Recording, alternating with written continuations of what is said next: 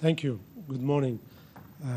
It's a pleasure to be here with you, ladies and gentlemen, to share with you some of the perspective as drug discovery practitioner, and which led to discovery of several innovative drugs to benefit patients. I thought today that I will discuss with you very briefly how we discover new drugs, whether you discover drugs where you can give it to patient orally by tablets or capsule, or you give it to them by injection, biologic or vaccine.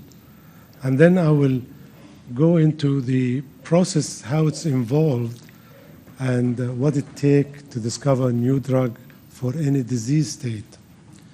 Then I'll focus on depression, and we'll discuss some of the items mentioned today about depression, what the clinical goal for coming up with a new antidepressant, and what the current available antidepressant.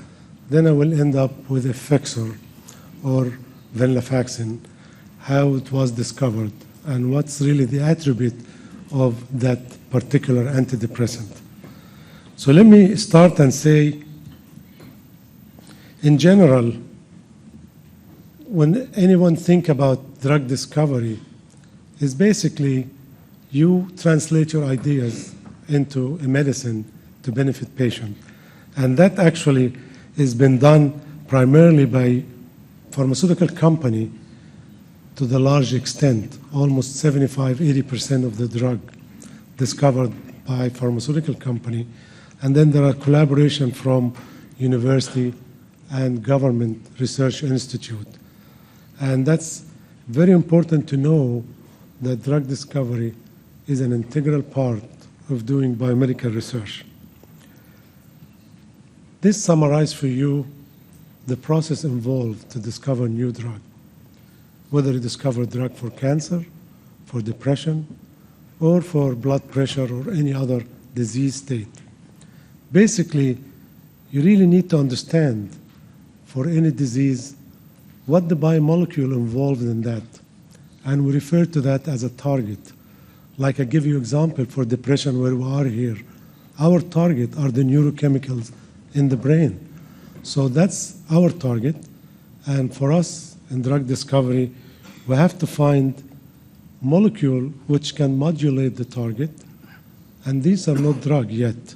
You go through a lot of process where you refine them to become safe and effective preclinically to take them to human, to develop them.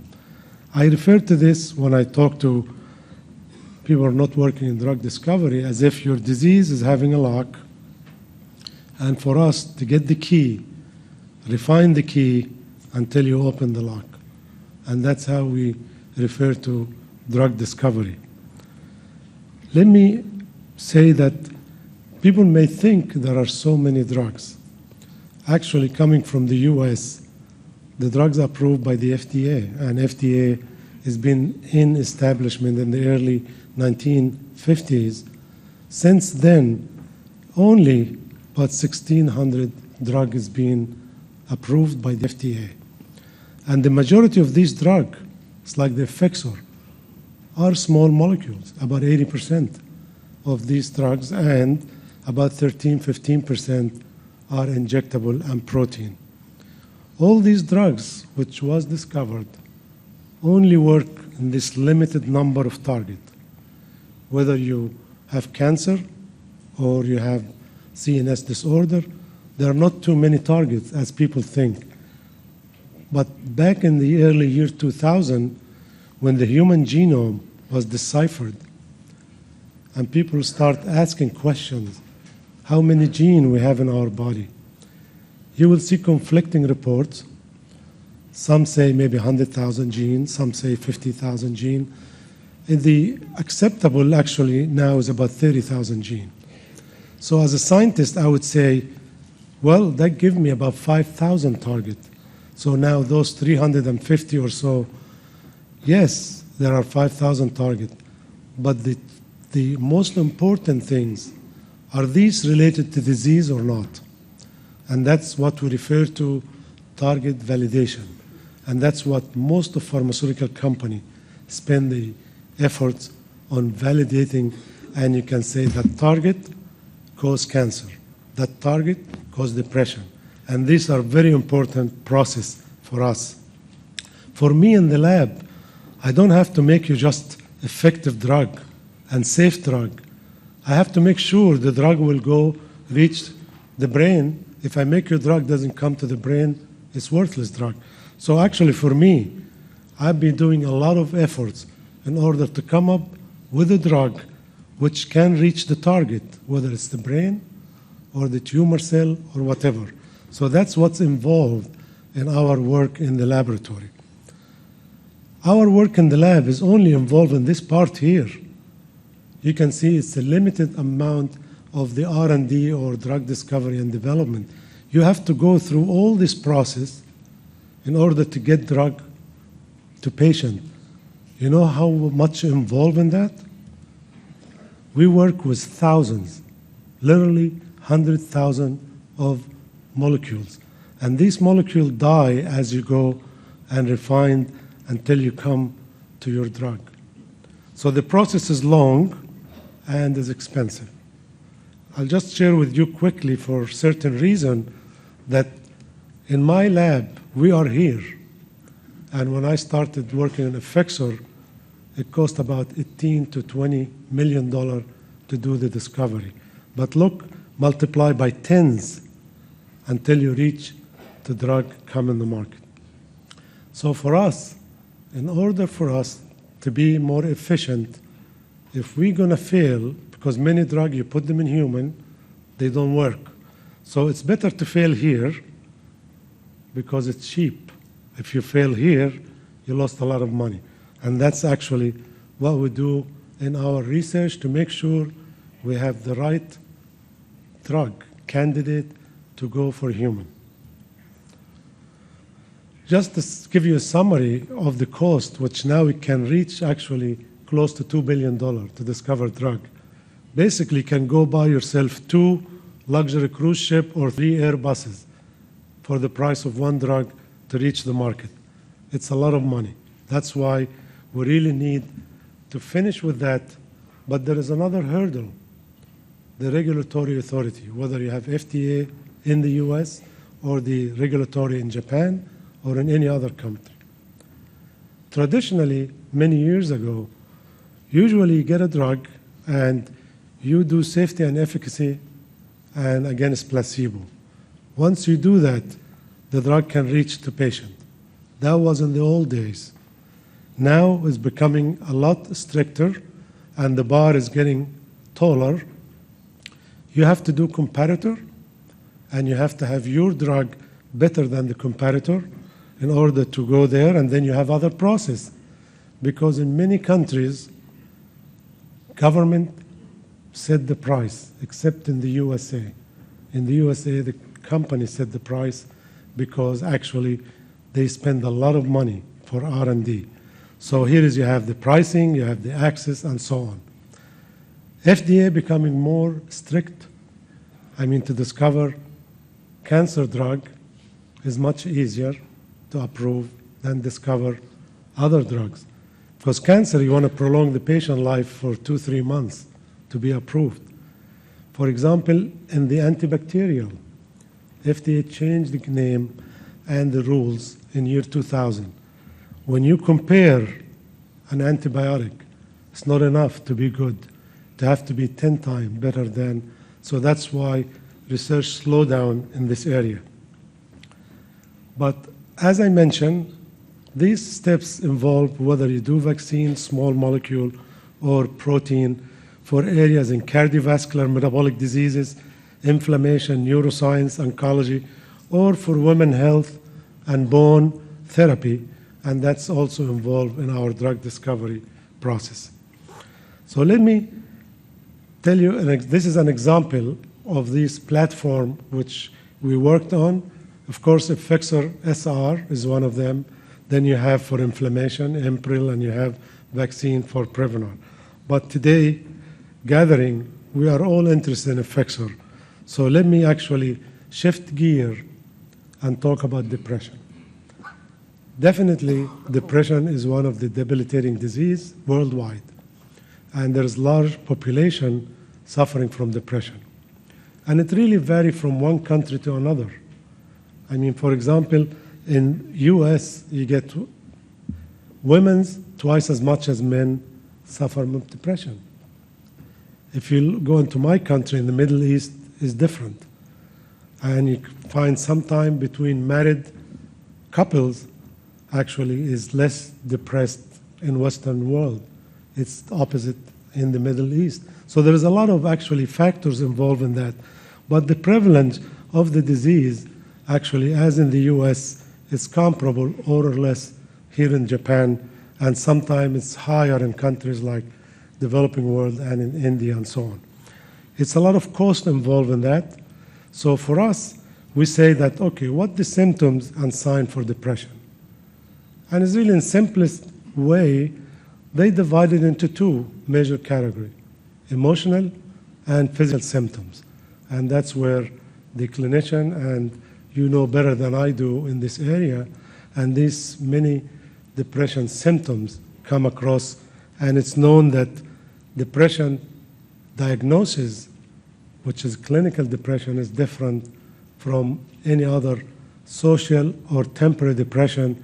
If you lose member in the family or so, you become depressed, but that's temporary depression. That's not a clinical depression, unless if you follow the DSM-4 and you have persistence of symptoms and so on. Let me say something about the treatment of depression, and I just call it roughly, it's good news. I mean, it's sometimes misconception. People say, you know, people get better without drug. They can get better in few months or in couple years, or they will respond to any antidepressant. In reality, actually, there is actually fewer response, and people don't achieve remission, and actually there are some discontinuation. And I mentioned here from the literature some of the actually percentage associated with and lead sometimes to the non-compliance and withdrawal from using the medication. And of course, that happen is associated with a lot of cost, and that's why some of you related to social symptoms. Of course, when you talk about social and motivation, because these are the impact on the society, and people don't work regularly and so on. Let me here just say a couple words about the response. And I mean, when you look at and you actually all actually well expert in that, when the patients start develop symptoms and you do the scores in the high 20s and they become actually depressed, once you treat them and you try to reach almost 50% of the HAM-D, then you know that you have some response. If you do better and actually you reach 7 or 8 or so, you know that the patient could be symptom-free or asymptomatic, and that's remission. Because what happened actually during treatment, and this is well documented by Keffer in his report, that people normal, when they become depressed, they start developing symptoms and they go into depression, and they need to be actually attended to, and they take antidepressant and they move actually toward response. During doing that, in the first maybe 3 months or so, they can relapse. You need to continue treatment because your ultimate goal is remission and recovery, and then you give maintenance dose after that. That's why you find some antidepressant. Many clinicians, they like to start at lower dose and then they go higher until they reach actually response or achieve remission. Then they have a maintenance dose associated with therapy. Because if you don't really reach remission, then there are failure of being well-being, and as you mentioned, the social aspect, and all leading to some increased risk of suicide. For me as a scientist, when you ask me, if you come up with new antidepressant, what the clinical goal or what you want to achieve? I'll tell you, most of antidepressant, when they work slowly, take several weeks. So I would like to achieve rapid onset of action. And of course, for a patient who's taking a drug, like an old drug, the tricyclic, imipramine, and so on, and they don't respond well, I want to have a drug which actually can treat broad range of patients. And then in the meantime, I wanted a drug which minimize or no side effect associated with the drug. And that actually lead us to the evolution of antidepressant drug. When you look at the antidepressant drug, started by non-selective, and these actually may or may not actually work on multiple receptors, and we're all familiar with the monoamine oxidase, tricyclic and tetracyclic, and so on. But these are non-selective, and you will eventually have dry mouth or some side effect of that. And then it came the receptor blocker, where you can block certain neuroscience receptor with or without reuptake inhibition, like Remeron. Then, of course, the breakthrough came with the actually selective reuptake. And we saw the evolution in that, where you focus on serotonin, you get the selective reuptake, Prozac and others and so on, or what it happened actually was the first drug, which is SNRI, serotonin norepinephrine reuptake, and that's where you come up with the Effexor, and of course the regular mood stabilizer and so on, which really not that much being in use. Here in Japan, this is where you can see, despite of the delayed entry, some of the available drugs here in the Japan market, and I list them here, the selective serotonin reuptake inhibitor, the SSRI, and then also the drugs which call them NASSA. These are like Remeron, and now the breakthrough came with drugs like SNRI, Effexor, and so on. There are a lot of other drugs under development or is not pursued. And that's another thing when you do the historical retro actually active study, you find out that the reason the drugs has not really come to the Japanese market is really historical, maybe cultural reason, where the diagnosis and so on in many countries, in my country also, that things where people could be depressed for many years, but they don't want to be diagnosed or known as. Then in evolution in clinical trial, I showed you in the US, where we start with placebo and you go into several bars to do this. Here actually, there was in the beginning no placebo trials and has to be with comparator. Then it's moved in with the inclusion of placebo until actually now the placebo control, and of course following all the international and with the diagnosis DSM-4 and so on. So that actually will speed up the development of drug, where new drugs doesn't take 15, 20 years, and it will be actually eventually marketed faster here. Let me talk about Effexor now.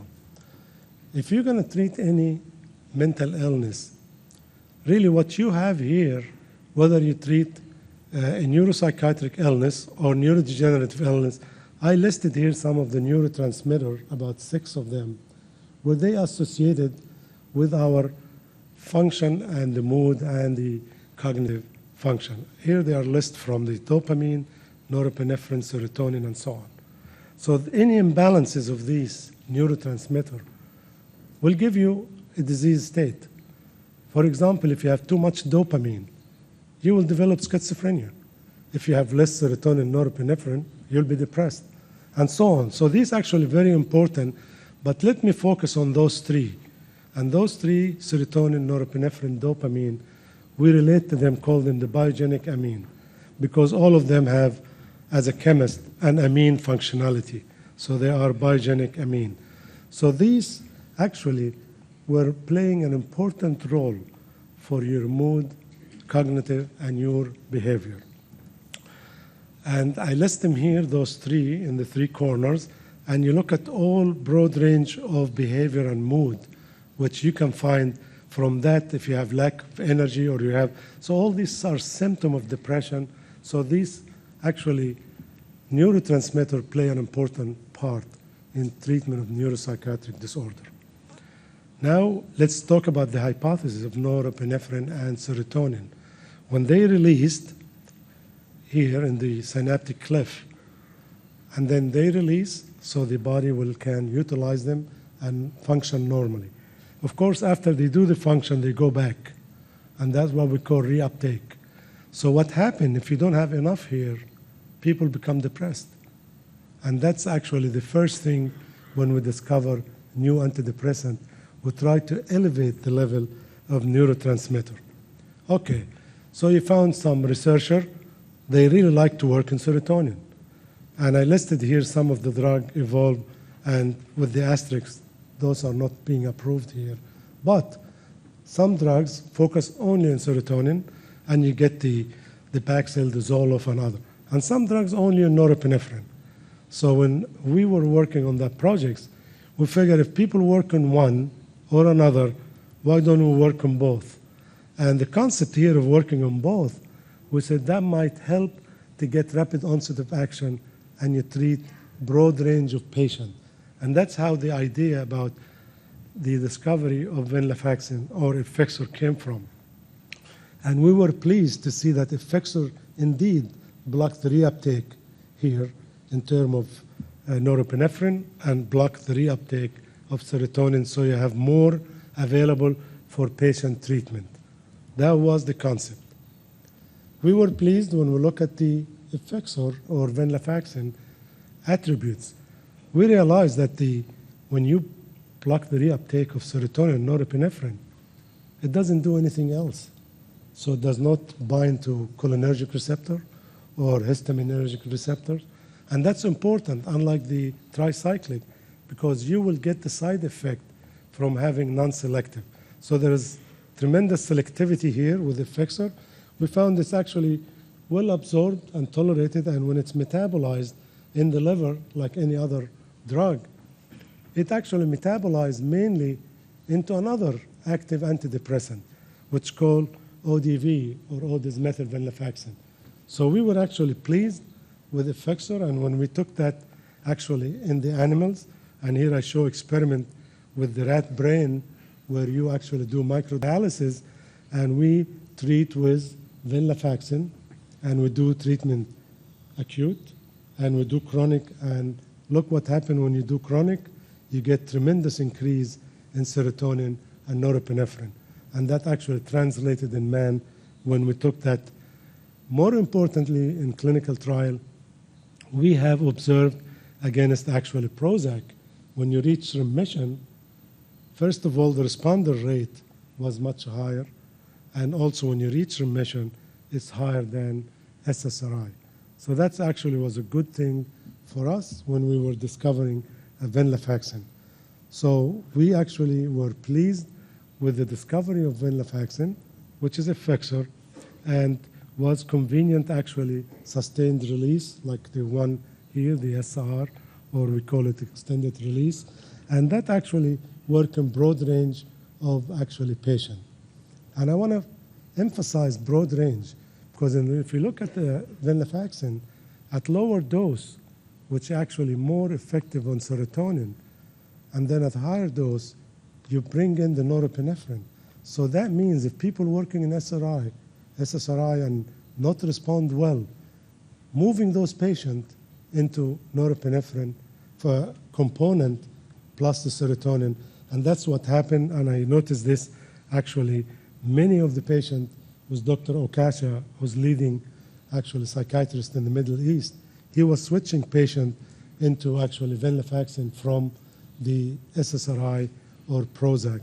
And of course, since we marketed this many years ago, I mean, there is a lot of wealth of literature from having almost 20 patients or so been treated by this drug. Let me try to just bring you here in the simplest thing to show you. This is as a chemist, this is the structure. So when you take Effexor or venlafaxine, that's what patients take. And I highlight here the box here. When metabolized, that box became this box. So you're losing certain group, and that's why we call it the ODV. But to our pleasant surprise, we found that ODV, which is actually 56% in the metabolism, in its own have serotonin and norepinephrine reuptake inhibition. So imagine the patient when you take venlafaxine and you titrate the patient and so on, the patient actually will have another antidepressant which is coming inside their body, which is actually this methyl venlafaxine. So that's active metabolite in itself. Make Effexor is an active antidepressant, and the metabolite is an active antidepressant. Let me close by summarizing.